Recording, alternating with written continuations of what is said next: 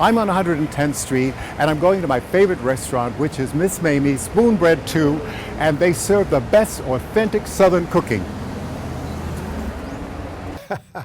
Welcome to GlobeTrotter. I'm Jon Haggins. I'm here with my best friend, Norma Jean Darden from Spoonbread, which is Miss Mamie Spoonbread on 110th Street, and they have the best delicious Southern cuisine. My mouth is watering. I can't wait to get there.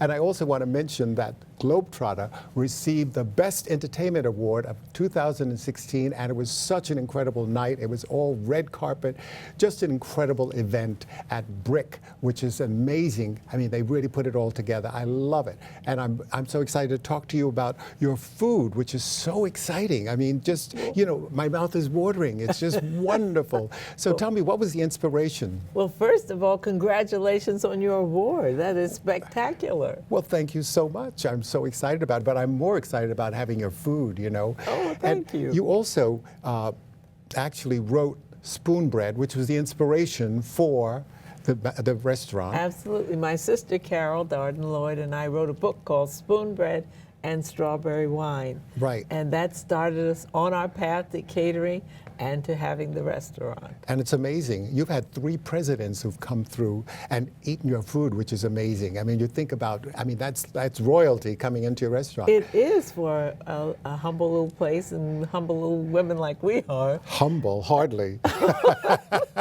But we have had President Obama, his book party. We had President Bush when he was campaigning, and the elder Bush as well, and Clinton has come to our restaurant 4 times. So that's 4 presidents then? Yes, actually. Yeah, which is fantastic. I mean, that really says something about your food. Oh, and well, it's thank you. It's a very cozy and very kind of wonderful, you know, you feel very comfortable there, and I think that's the most important thing. Well, it's family home-cooked food. Right. Because that's what we do. Yeah. And we too got an award. We got a Michelin, which we're so proud of. Wow. Yes, that for is authentic fantastic. Southern food. That is slow cooked and from the farm. Oh my God. Nothing artificial. And you know, those wonderful cakes that you do, which are fantastic, that you produce, and the lemonade, the Southern lemonade is just amazing. Fresh squeezed. Yes, yes. And we also have steeped sweet tea. Yeah. A staple of the South. And cocktails. Oh, you must have a cocktail. We have martinis.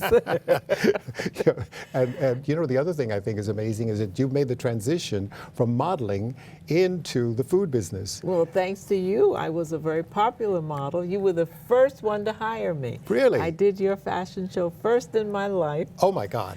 And I remember coming out with a cigarette holder. Smoking was fashionable then. Not now. Yes. And your beautiful gowns, and I was happy to model them for Essence and for Ebony and Mademoiselle. We had a lot of fun, a lot of shoots in the New York Times. Oh yeah. Yes, with our dear friend. But nowadays, it's a whole other thing with food, and food is, you know, the essence. I always say when you travel, you have to eat. So, you know, well, putting it all together. Even if you don't travel, you have to eat. It's one of the necessities of life. Absolutely. Food and clothing. Absolutely. And travel for the soul. So Absolutely. We have kind of run the gamut. It's a whole spirit of it all. Yes, absolutely. Which I think is, you know, the whole essence of life. You know, when you really think about life and food and travel and entertainment and all that sort of thing. And when you come there, you feel it like a very home kind of feeling. You feel like you're at grandma's house, so to speak, you know, That's because exactly of food. The feeling we want to give you. Right. And tell me about Miss Mamie. Oh my goodness. Well, Miss Mamie was my mother, and she was a total inspiration to a lot of people because she was so, really had such a beautiful soul, was very giving at all times, and was always interested in helping other people. Right. And just living up to her image is a life pursuit. And also your dad, who was also interested in food because he made homemade wines, as I remember. Yes, he did. He was a physician for many years in Newark, New Jersey, but his hobby was gardening and, of course, cooking. And he would put on these big shows on holidays where all the guests had to participate. Oh, yes, I remember that very well in the garden. Yes, and he would do a whole roast, a whole pig, and have his homemade wines and punch and just lots of food and lots of fun. And collard games. greens. Always collard greens, always candied yams. Oh, yes. Yeah, very Southern. And potato salad and fried chicken with no grease. He was adamant about that. So he had was to very be modern. Healthy. Yeah, Yes. very modern. And green leafy salads. Absolutely. Oh, yes. That shows a side of his doctor side, you know. Yes, and fruits and watermelon. Oh, we were gosh. not afraid of watermelon. Love watermelon. It's so Yes, great. everywhere.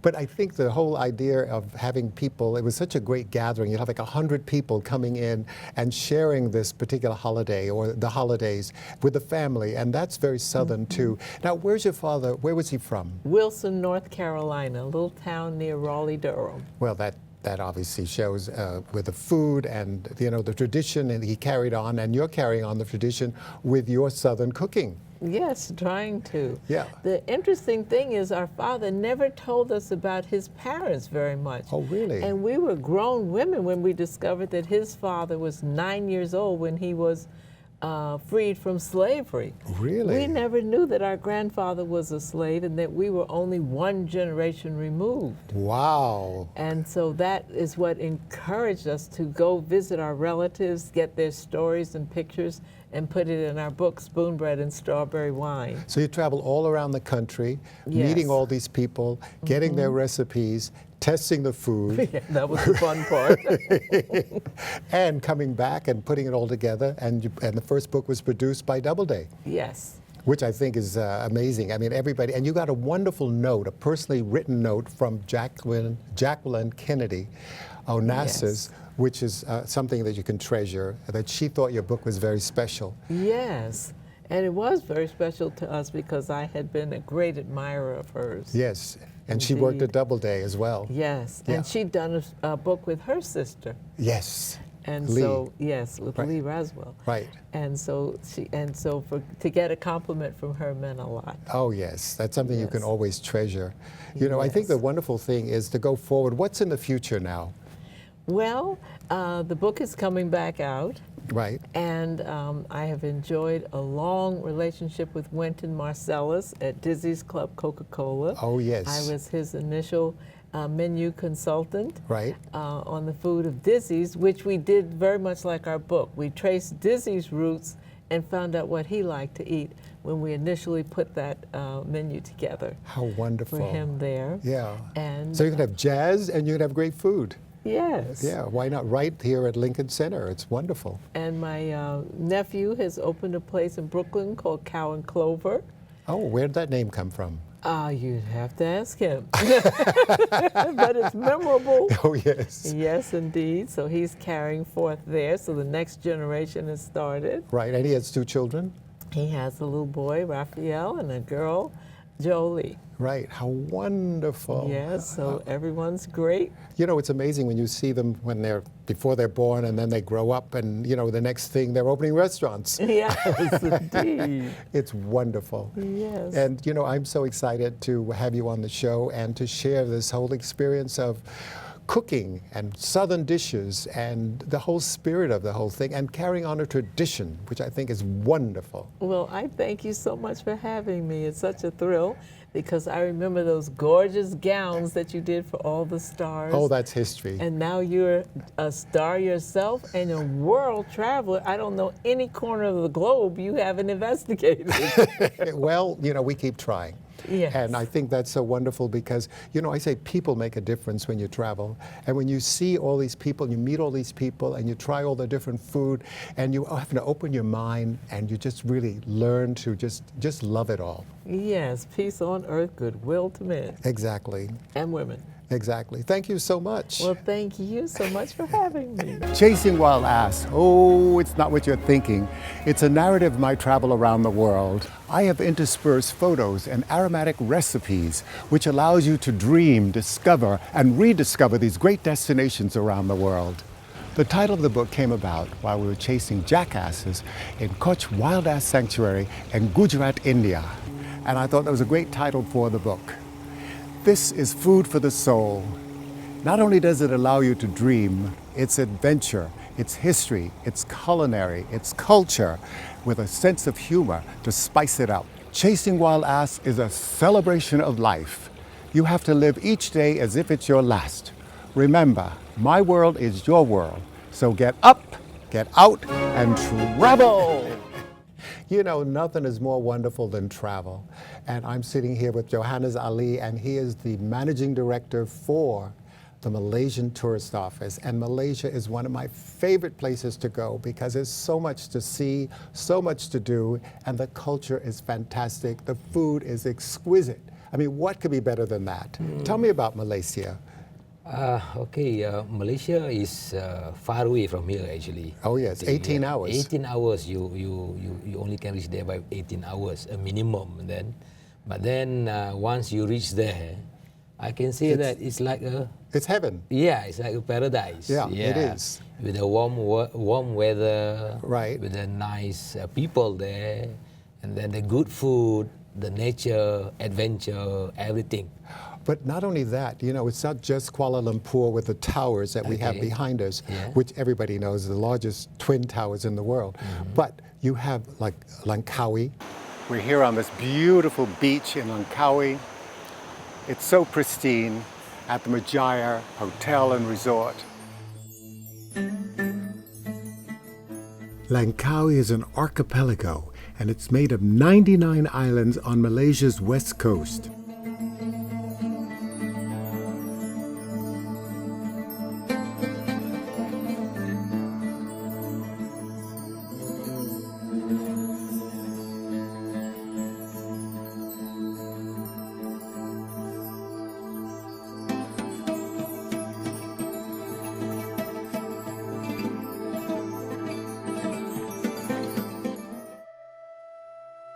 It's surrounded by turquoise waters, and the interior of the main island is a mixture of picturesque paddy fields and jungle-clad hills. Langkawi is beautifully unspoiled with rugged beauty, and local legends offer an irresistible combination of cultural and natural attractions. Tell me some of the other areas that you can go in Malaysia. Okay, actually, like Malaysia, we have two parts of Malaysia. One is peninsula that we are located between Singapore and Thailand. Right. If I make a comparison, Malaysia is like a complete hamburger.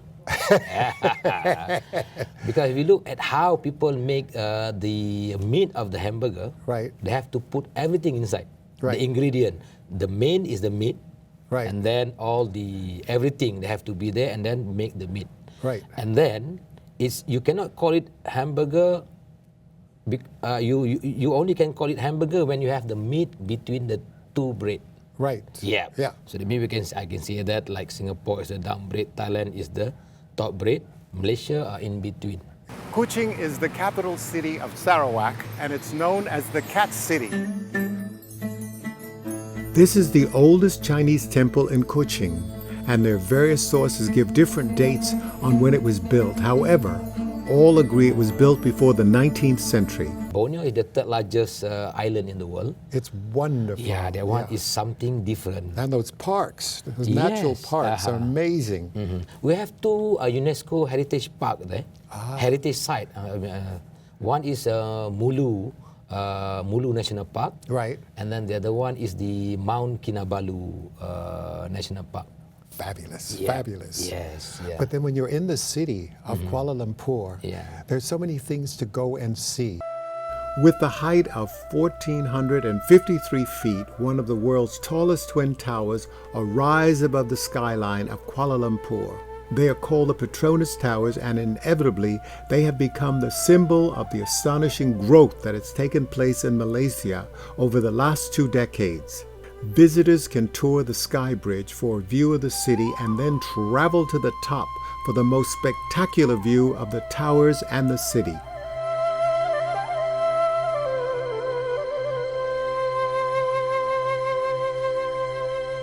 We are now here in the outskirts of Kuala Lumpur, approximately about 12 kilometers away from the city center, at this particular massive limestone outcrop known as the Batu Cave.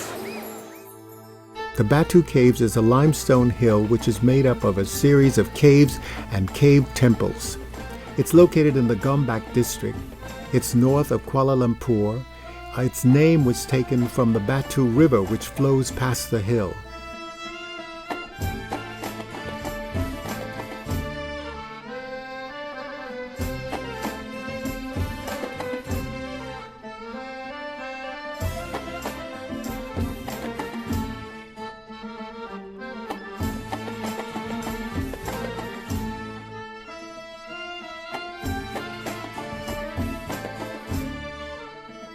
Just remember that there are 272 steps to the top.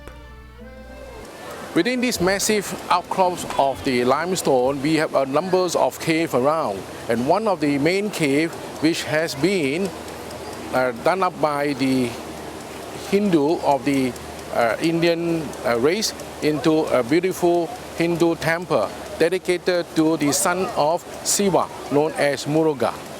This particular cave is not on the ground level, but somewhere up a height of about 100 meters, which there's a number of steps leading up to the entrance. And the total number of steps leading up to the entrance is 272 steps, where every 16 small steps, there's one large one for us to just take a small rest.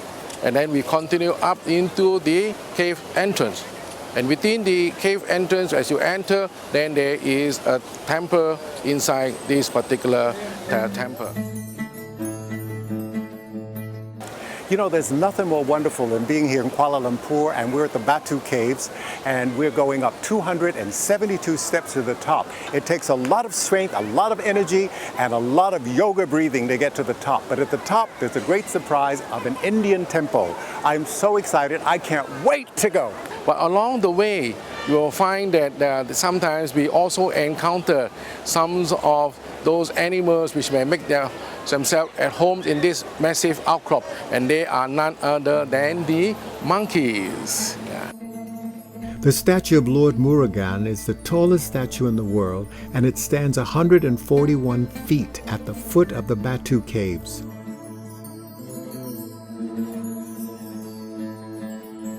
Then going down some of those back streets, and you find the most wonderful local food that is just, and it's inexpensive, you know, but it's so good. You know, it just makes a whole difference. And I think the whole culture, and then you talk about the big festival that they do on that and the square there, which is fantastic. They have all the different nationalities that come and participate. Talk about that. Okay, that one we call it a Citra Warna actually. It's a parade actually. So we have all the representatives from all states of Malaysia to show their culture, to show their foods and everything. So that means, we want to show to all people Absolutely. About our culture. And when we meet each other, we will ask about the food first. Let's say we meet in the morning, the first question I will ask my friend, have you had your breakfast yet or not? That will be the first question. Interesting. Yeah, that is our culture, Malaysian. That's why if you go to Malaysia, you can find a lot of type of food. Streets, in the restaurant, the big restaurant, the fast food, everywhere. Oh, absolutely. Yeah, I can for sure you will not get starving in Malaysia. And also, it's a multicultural nation because you have Indian and Chinese. And what's the other one? Malay. Malay right. is the main ethnic group who live in Malaysia. Right. But everybody blends so well together. Yes. And that's really exciting. That's why if you look at the, for instance, Malaysian Chinese food. Right. We are different from the Chinese food in mainland China. Right. Because of the mixture between Malay, Chinese, and Indian. Right. So that means the food also is like that. Right. So that means it tastes better. So you have a lot of noodles too. Yes, noodles too, and then like Indian, like the curry, everything. You can find it in Malaysia. But I also found out that in Langkawi, that noodles are the big thing. Yeah. And I what's the influence there? Is it because of the Chinese in terms of the noodles? In terms of the noodles, actually because of the influence of Chinese and whatnot everywhere, because the mixture, everything, and then the noodles became one of the main food for Malaysian. For instance, if you look at the one noodles type of food, we call it laksa. Yep. If you go to the Langkawi, that one is northern part of Malaysia, you ask for laksa, you get the laksa northern style. Ah. Then if you go to the southern part of Malaysia, if let's say you go to Johor, next to Singapore, you ask for laksa, you got different things because they will serve laksa from the southern part. So one is hot and one is less hot? Same thing hot, but the way of the preparation of the food is totally different. Ah. Yeah. And then if you go to Sarawak, you ask for laksa, you got different thing as well. Amazing. Yeah, that is how rich is our food actually. You know what I found fascinating in Kuching was that I went for reflexology. Okay. And then she did such a great job. I said, hey, how about another hour? Then she did my whole body, and it was so amazing and so that's good. inexpensive. It was just so great. And I thought, you know, it's all those magical parts of the body that they touch, and it just relaxes you, makes you feel so good, Yeah, you know. yeah. And talk about some of the other areas in Malaysia that people can go and visit, because we want to get them acquainted with Malaysia. Yeah. Let's say if you start your journey to Malaysia, of course you have to go to Kuala Lumpur, and then from there you have a choice whether if you go to south, if you like history. Malacca is the best part for you to go. The Dutch. Yeah, the Dutch, the Portuguese, and the Chinese. The Chinese. There is a lot of influence there. Yeah. Because the history of Malacca started in 13th century. Right. Yeah, that's why if you look at the map between Malaysia and Indonesia, there is the straits called Straits of Malacca. Exactly. Yeah. It's beautiful. It's a Yeah. great town. Yeah, I love because it. that Malacca have been visited from other people around the world since 13th century. It's a fabulous city. Yeah. Love it. And then let's say you have more time, you can go to the east coast of Malaysia, where you can find Kelantan and Terengganu. The one, if you would like to see the Terengganu, I was there. Yeah, the Malay culture Yes. on that.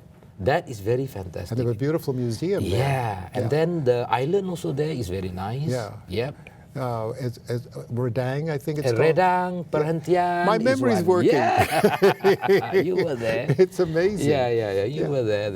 And also a lot of water sports. Yes. Diving, Diving, snorkeling. snorkeling is very nice there. Yeah, exactly. Boating. Yes. All of these things. And then if they wanted to see how they make the traditional boat on the for Malaysia, that is the place. Right. In Terengganu.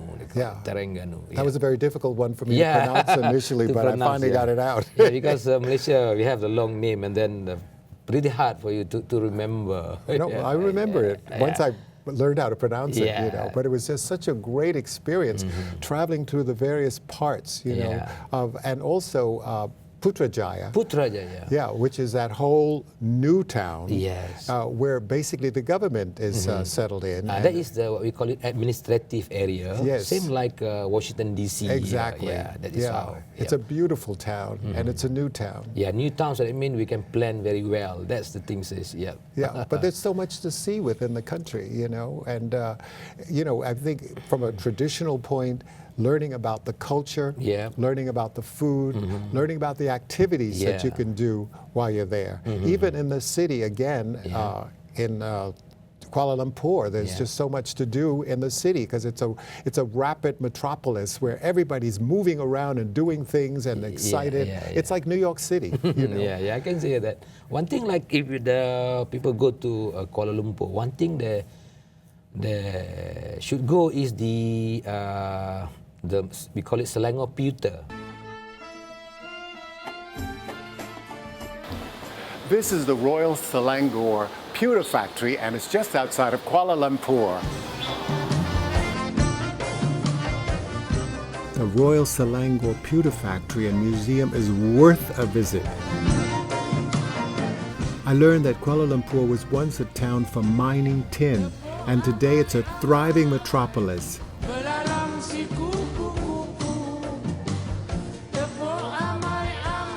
Making these beautiful items is very crafty, and you have to do it with precision.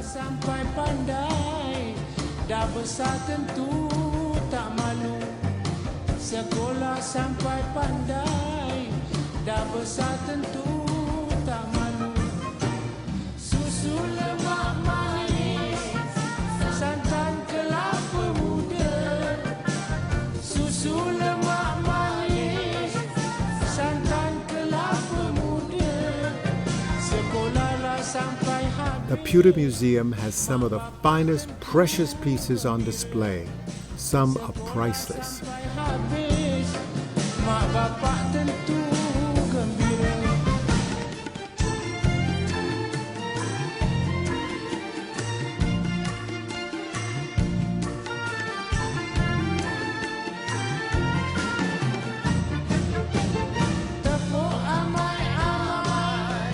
And also, you know, to hammer out this metal and, you know, what an experience. And this is something that everybody should experience when they go there. Because the tin mine is part of the history of Kuala Lumpur. Yeah. They open up Kuala Lumpur because of the tin mine. That's attract a lot of Chinese from the mainland to move to Kuala Lumpur. Penang Island.